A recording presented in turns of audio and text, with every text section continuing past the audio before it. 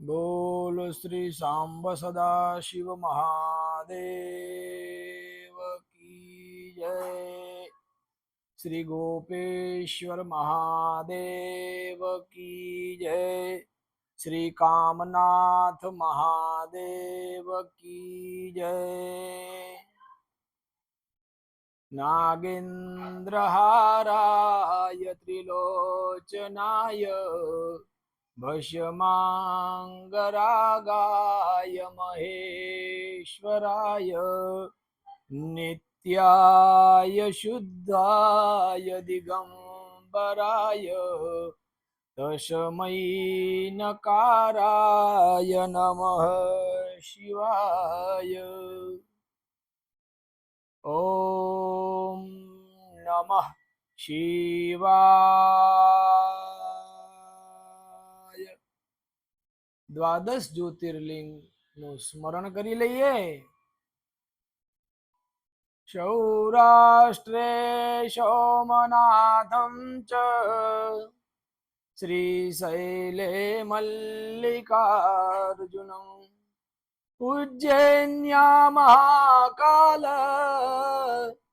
ઓંકારમ મમલેશ્વરમ પરલ્યા વૈદ્યનાથમ ચ डाकिन्या भीमशंकरम सेतुबंधे तु रामेशम नागेशम द्वारुकावने वारणस्या तु विश्वेशम त्र्यंबकम गौतमी तटे हिमालये तु केदारम ग्रीष्मेशम च शिवालये एतानि ज्योतिर्लिंगानि सायं प्रातपठे नर सप्तजन्म कृतं पापं स्मरणेन विनश्यति। बोल श्री नर्मदेश्वर महादेव की जय।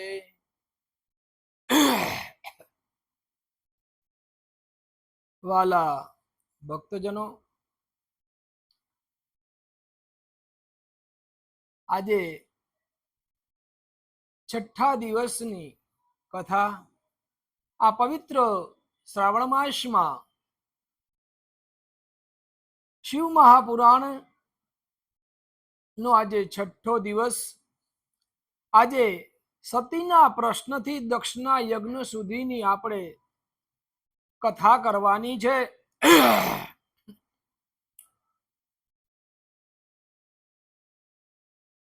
તમને એમ થતું હશે કે મહારાજ આજે કેમ આમ ત્રાંસા બેઠા છે, પણ સંજોગો વશાત એક નાનો એક્સિડન્ટ થયેલો અને તેનાથી પ્લાસ્ટર નો પાટો આવેલો, તેથી સેજ ત્રાંસા બેસીને કથા કરવી પડે છે। કીધું કે છે કે સો મસ્ટ ગો ઓન, એ નિયમ એ ઉક્તિ પ્રમાણે તમારા બધાના પ્રેમના કારણે કથામાં વિલંબ થાય નહીં, કથામાં દિવસ પડે નહીં, તે માટે આ પગ વાળવાનો નથી, છતાં એ પ્રમાણે બેસીને પણ કથા આપના સુધી પહોંચાડી રહ્યો છું। તો અવશ્ય કથા સાંભળજો, લાઈક કરજો, શેર કરજો અને સબસ્ક્રાઇબ કરજો। સબસ્ક્રાઇબ કરવામાં કચાશ રાખશો નહીં। તો ભક્તજનો, આજે આપણે શિવ મહાપુરાણનો એક અત્યંત સુંદર અને સાથે સાથે હૃદયને સ્પર્શી જાય એવી કથા સાંભળવા જઈ રહ્યા છીએ। કથામાં એક તરફ જ્ઞાન અને ભક્તિનું રહસ્ય છે, બીજી તરફ ભગવાન શિવની લીલા અને ત્યારબાદ આવે છે એવો પ્રસંગ કે જેમાં અહંકાર માણસને કેટલો નીચે લઈ જાય છે તેનું જીવંત ઉદાહરણ આપણને જોવા મળે છે. આપણે આજે જાણીશું કે સતીના મનમાં કયો પ્રશ્ન ઉભો થયો, ભગવાન શિવે તેમને શું જ્ઞાન આપ્યું અને નવધા ભક્તિ શું. શ્રી કૃષ્ણએ ગોકુળમાં ભગવાન શિવને ગોપેશ્વર મહાદેવ તરીકે કઈ રીતે સન્માન આપ્યું અને પછી દક્ષ પ્રજાપતિના મનમાં ભગવાન શિવ પ્રત્યે આટલો અહંકાર અને તિરસ્કાર કેમ આવ્યો. આ બધા પ્રશ્નનું આજે આપણે વિવેચન કરીશું અને એની કથા આજે આપણે સાંભળીશું. આજની કથા આપણને એક બહુ મોટો સંદેશ આપે છે કે જ્ઞાન માણસને મોટો બનાવે છે, પરંતુ અહંકાર માણસને નાનો બનાવી દે છે. એ જ્ઞાન પ્રત્યેનું અહંકાર તેને નીચો લાવી દે છે. ભક્તજનો, એક પ્રસંગે માતા સતી શિવની પાસે બેઠા હતા. ભગવાન શિવનું સ્વરૂપ એવું છે, શાંત, કરુણામય, જટામાં ગંગા, મસ્તક ઉપર ચંદ્ર, ગળામાં સર્પ અને હૃદયમાં સમગ્ર જગત માટે કરુણા. સતીના મનમાં એક પ્રશ્ન ઉભો થયો. તેમણે ભગવાન શિવને પૂછ્યું કે હે નાથ, આ સંસાર શું છે? જીવ વારંવાર દુખી કેમ થાય છે? માણસને સાચું સુખ ક્યાંથી મળે અને પરમાત્માને પ્રાપ્ત કરવાનો સરળ માર્ગ કયો?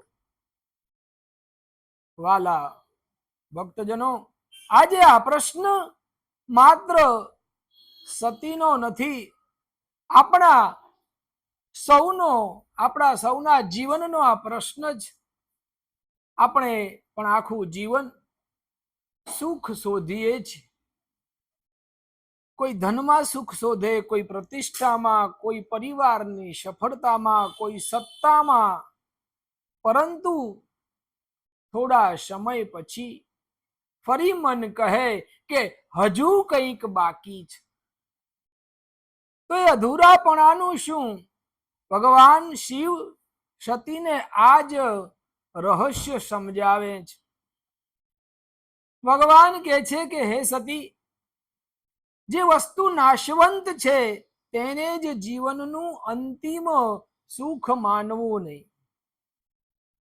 ધન આવશે અને જશે, યૌવન આવશે અને જશે, શરીર આવશે અને તે પણ એક દિવસે જશે. માન સન્માન આજે છે, કાલે નથી, પરંતુ આત્મતત્વ અવિનાશી છે. અને જ્યારે જીવ પોતાનું સાચું સ્વરૂપ ઓળખી લે છે ત્યારે તેની અંદરનો ભય અને અશાંતિ ધીમે ધીમે દૂર થાય છે. ભગવાન શિવ સમજાવે છે કે જ્ઞાનનો અર્થ માત્ર ગ્રંથ વાંચવો નથી. એ જ્ઞાન એટલે પોતાના જીવનની સાચી ઓળખ. હું માત્ર આ શરીર નથી, હું માત્ર નામ, પૈસા અને પદ નથી. મારી અંદર જે ચૈતન્ય છે, જે પરમ તત્વ સાથે જોડાયેલું છે, આ સમજણ જ્ઞાનની શરૂઆત છે. સતી આગળ ભગવાન ને ભક્તિનો માર્ગ પૂછે છે. ત્યારે ભગવાન શિવજી ભક્તિના અનેક સુંદર માર્ગ સમજાવે છે. ભક્તિ માર્ગ, આ ભક્તિ એક પ્રકારની નથી. આ ભક્તિની પરંપરામાં નવધા ભક્તિનું સુંદર નિરૂપણ જોવા મળે છે. ચાલો આપણે આ નવધા ભક્તિને સરળ ભાષામાં સમજી તો પહેલા શ્રવણ ભક્તિ આવે છે. ભગવાનની કથા સાંભળવી, આ સુંદર શિવ મહાપુરાણ, શ્રીમદ ભાગવતજી, ગીતાજી વગેરે આ પુરાણોનું શ્રવણ કરવું, ભગવાનની લીલાઓ સાંભળવી, અને તમે જે કરી રહ્યા છો તે પણ શ્રવણ ભક્તિનો સુંદર માર્ગ છે. એટલે કથા સાંભળતી વખતે ફક્ત આ કાન નહીં, પરંતુ સાચા હૃદયથી સાંભળજો. પછી કીર્તન ભક્તિ આપ, ભગવાનના નામ ગાવા, ઓમ નમઃ શિવાય, હર હર મહાદેવ કે ભજન, કે ઓમ નમો ભગવતે વાસુદેવાય, ત્રંબકમ યજામહે સુગંધિમ પુષ્ટિવર્ધનમ ઉર્વારુકમિવ બંધનાન મૃત્યોર્મુક્ષીયમામૃતાત. આ તમે મંત્રો નો જપ કરો, ભગવાનના ગુણ ગાવા એ કીર્તન ભક્તિ છે. અને પછી આવે સ્મરણ ભક્તિ. તો દરેક સમયે ભગવાનનું સ્મરણ કરવું, સુખમાં પણ હે મહાદેવ તમારી કૃપા છે, દુઃખમાં પણ હે મહાદેવ તમે મારી સાથે છો. આ સ્મરણ ભક્તિને મજબૂત બનાવે છે. પછી આવે પાદ સેવન, ભગવાનના ચરણોની સેવા.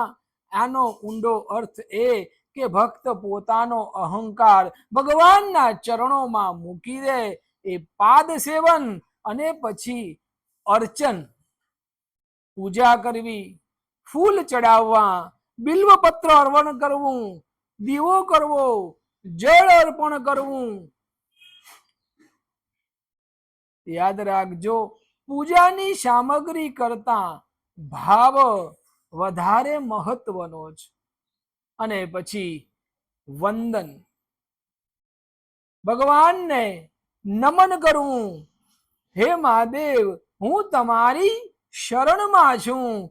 આ ભાવથી પોતાનું મસ્તક એટલે પોતાની બુદ્ધિ, પોતાનો અહંકાર ભગવાનના ચરણોમાં મૂકી દેવો. આ વંદન ભક્તિ થઈ. દાસ્ય ભક્તિ, પોતાને ભગવાનનો સેવક માનવો. હે મહાદેવ મારું જીવન તમારી સેવા માટે છે. આ દાસ્ય ભક્તિ. અને પછી સંખ્ય ભક્તિ આવે, ભગવાનને પોતાના મિત્ર માનવા, ભગવાન સાથે પોતાના હૃદયની વાત કરવી. દુઃખ હોય તો ભગવાનને કહેવું, અને સુખ હોય તો ભગવાનનો આભાર માનવો. આ છે સખ્ય ભક્તિ. અને પછી છેલ્લે આત્મનિવેદન, કે સંપૂર્ણ ભગવાનને સમર્પણ થઈ જવું, કે હે ભગવાન મારું આ શરીર, મન, બુદ્ધિ, કર્મ અને જીવન બધું તમારા ચરણોમાં છે. આ છે આત્મનિવેદન. ભક્તજનો, આ નવ ભક્તિમાંથી કોઈ પણ એક માર્ગ પર પણ જો આપણે એને હૃદયથી પકડી લેવામાં આવે તો જીવનમાં આધ્યાત્મિક પરિવર્તન આવી શકે છે. હવે આપણે એક અત્યંત સુંદર પ્રસંગ ઉપર જઈએ. ભગવાન શિવ માત્ર કૈલાસના દેવ નથી, તેઓ ભક્તિ જ્યાં હોય ત્યાં પહોંચી જાય છે. વ્રજભૂમિમાં શ્રી કૃષ્ણની દિવ્ય રાસ લીલાનું મહાત્મ્ય સાંભળી અને ભગવાન શિવ પણ રાસ લીલાના દર્શન કરવાની ભાવનાથી વ્રજમાં આવ્યા.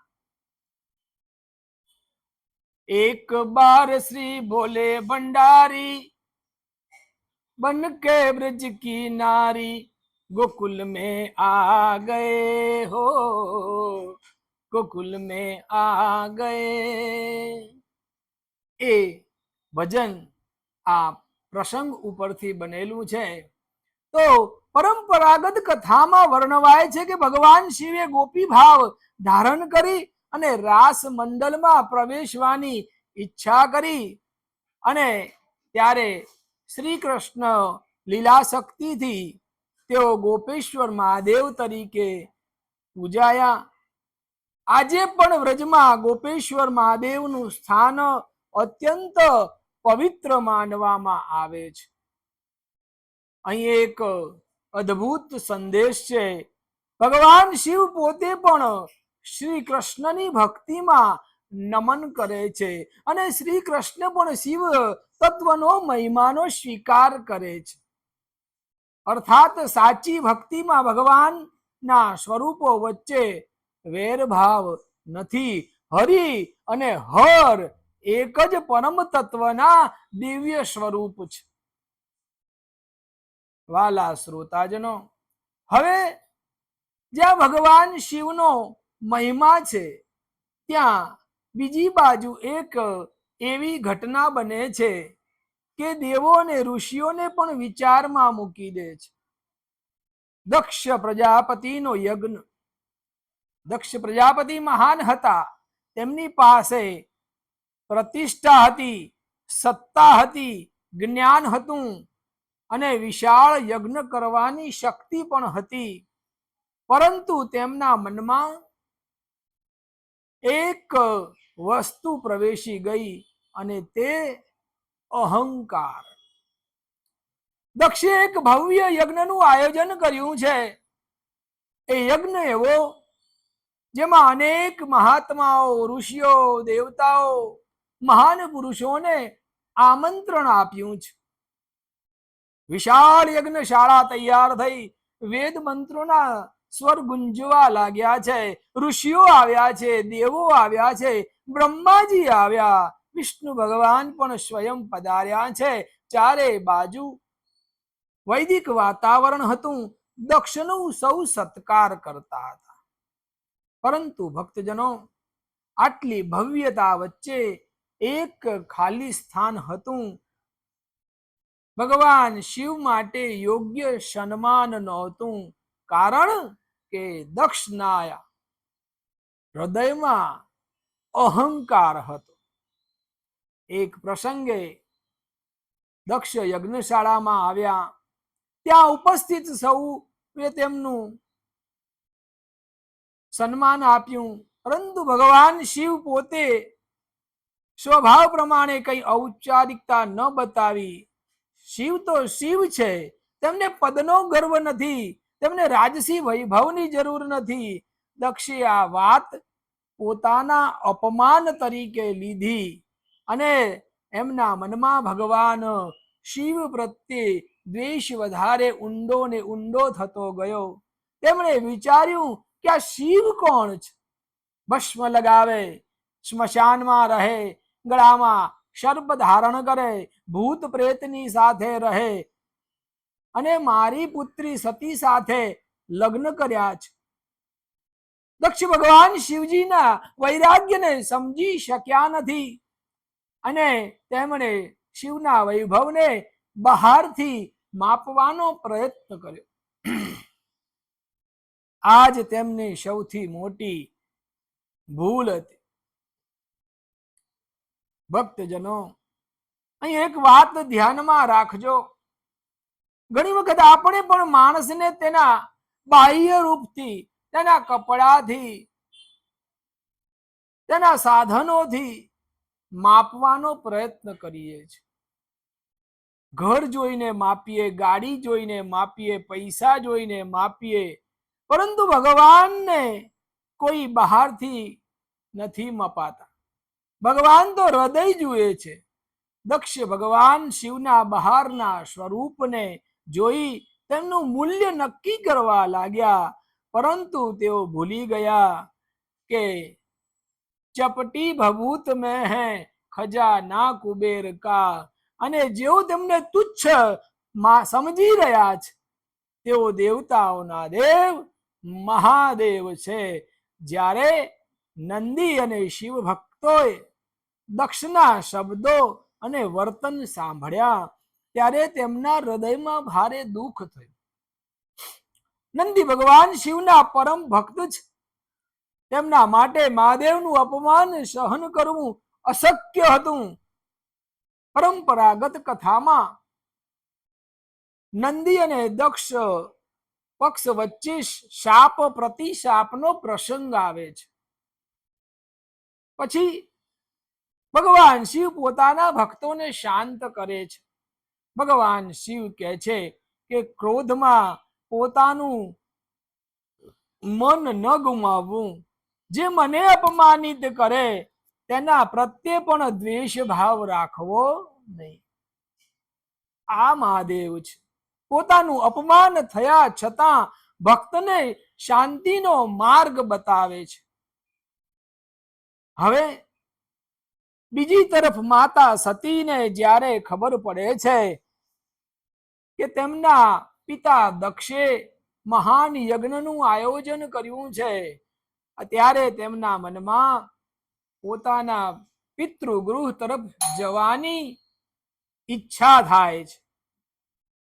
સતીજી ભગવાનને કહે છે કે હે નાથ, મારા પિતાના ઘરે યજ્ઞ છે, ત્યાં જવા મારું મન થાય છે. ભગવાન શિવ તેમને સમજાવે છે કે સતી, જ્યાં પ્રેમથી આમંત્રણ ન હોય ત્યાં જવું યોગ્ય નથી. પરંતુ સતીના હૃદયમાં પિતૃગૃહ પ્રત્યેનો સ્વાભાવિક પ્રેમ હતો. અહીંથી કથામાં ખૂબ એક કરુણ પ્રસંગ આવવાનો છે. દક્ષે સૌને આમંત્રણ આપ્યું છે, દેવતાઓને, ઋષિઓને, મહાત્માઓને, પરંતુ ભગવાન શિવને આમંત્રણ આપ્યું નહીં. અને અહીંથી સ્પષ્ટ થાય છે કે દક્ષનો યજ્ઞ ભવ્ય હતો, પરંતુ હૃદયમાં ભક્તિની જગ્યાએ અહંકાર હતો. ભક્તજનો, યજ્ઞ મોટો હોય તો ભગવાન પ્રસન્ન થાય તેવું જરૂરી નથી. ઘરમાં નાની પૂજા હોય, પરંતુ હૃદયમાં જો સાચી શ્રદ્ધા હોય તો ભગવાન જરૂર પ્રસન્ન થાય છે. આ કથાનો ખૂબ મોટો સંદેશ એ છે. આખા પ્રસંગમાંથી આપણે શું શીખીએ છીએ? પહેલો પાઠ એ કે જ્ઞાન સાથે વિનમ્રતા ખૂબ જરૂરી છે. જ્ઞાન હોય અને વિનમ્રતા ન હોય તો જ્ઞાન અહંકાર ક્યારે બની જાય તે ખબર પડતી નથી. બીજો પાઠ એ કે ભક્તિ નો માર્ગ 9 પ્રકારના છે. શ્રવણથી લઈ આત્મનિવેદન સુધી. ત્રીજો પાઠ એ કે ભગવાનના સ્વરૂપ વચ્ચે ક્યારેય ભેદભાવ ન રાખવો. શિવ અને વિષ્ણુની ભક્તિમાં પ્રેમ અને પરસ્પર સન્માનનો ભાવ રાખવો. ચોથો પાઠ એ કે ભગવાનને બહારના દેખાવથી ન માપવા. વશ્વધારી શિવમાં પણ પરમ વૈભવ છે. દક્ષ પાસે બધું હતું, પરંતુ અહંકારને કારણે તેણે શાંતિ ગુમાવી. ભક્તજનો, આજે આપણે એક એવા બિંદુ પર આવીને ઊભા છે કે જ્યાં કથા આગળ વધવાની છે. એક તરફ માતા સતીનો પતિ પ્રત્યેનો પ્રેમ, બીજી તરફ પોતાના પિતાના ઘરમાં જવાની તેમની સ્વાભાવિક ઈચ્છા, અને ત્રીજી તરફ દક્ષનો ભગવાન શિવ પ્રત્યેનો અહંકાર. હવે પ્રશ્ન એ છે કે સતીજી દક્ષના યજ્ઞમાં જશે કે નહીં? અને જો જશે તો ત્યાં શું થશે? દક્ષ સતીનું અપમાન કરશે કે સન્માન કરશે? અને ભગવાન શિવના અપમાન પછી શું થશે એ આપણે આગળની કથામાં જાણીશું.